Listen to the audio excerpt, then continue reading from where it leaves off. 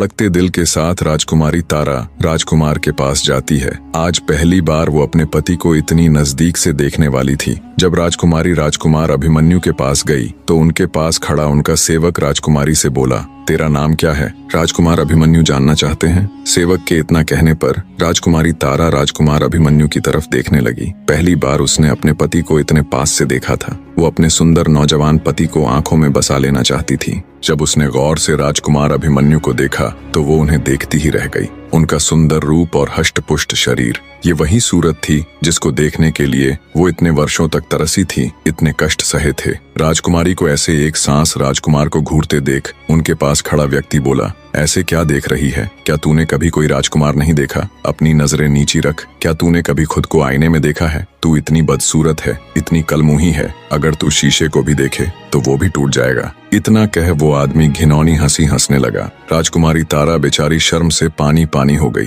तभी राजकुमार अभिमन्यु पास खड़े व्यक्ति की हरकत पर क्रोधित होते हुए बोले, अगर वो कुरूप है, काली है, बद्दी है तो इसमें इस बेचारी का क्या दोष है? अरे मूर्ख आदमी, ये तो उस ऊपर वाले की बनाई रचना है। वो किसी को कैसा तो किसी को कैसा बनाता है। किसी के शक्ल सूरत का उपहास करना मतलब उस ऊपर वाले की तौहीन करना है। राजकुमार अभिमन्यु की बात सुन पास खड़े व्यक्ति का अपना सा मुंह हो जाता है। वहीं पास खड़ी राजकुमारी ने जब राजकुमार के शब्दों को सुना तो उसके दिल में राजकुमार की इज्जत कई गुना बढ़ गई। उसे फक्र हो रहा था कि वो इतनी अच्छी सोच, इतने सुंदर विचारों वाले पुरुष की जीवन संगिनी है। राजकुमारी तारा शर्माते हुए राजकुमार की तरफ देखते हुए बोली, जी मेरा नाम चंदा है। राजकुमार बोला, ठीक है चंदा, अब तुम जाओ। राजकुमारी बाड़े में आकर अपने काम में मशगूल हो गई। ऐसे ही दिन बीतने लगे। राजकुमारी की अच्छी देखरेख की वजह से गायों के दूध में भी वृद्धि होने लगी। सारी गायें अब दिखने में पहले की तुलना में अधिक सुंदर, साफ सुथरी और हष्ट पुष्ट नजर आने लगी।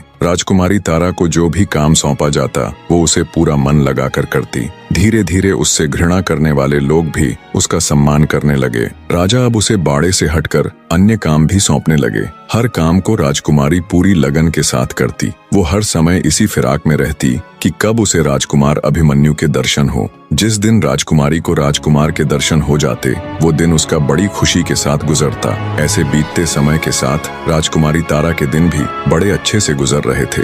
दूसरी तरफ उसका पिता यानी राजा मदनपाल राजकुमारी के न मिलने से बहुत अधिक चिंता में रहता था। वो उसकी गुमशुदगी की घोषणा भी नहीं करवा सकता था क्योंकि उसने राजकुमारी तारा को मृत घोषित किया हुआ था। हर गुजरने वाला दिन अब राजा मदनपाल के लिए किसी नरक में बिताए गए भयानक साल के बराबर होता। रह रहकर अब उसे अपने किए का पछतावा होता। अब राजा को अपने आप से घिन आने लगी थी।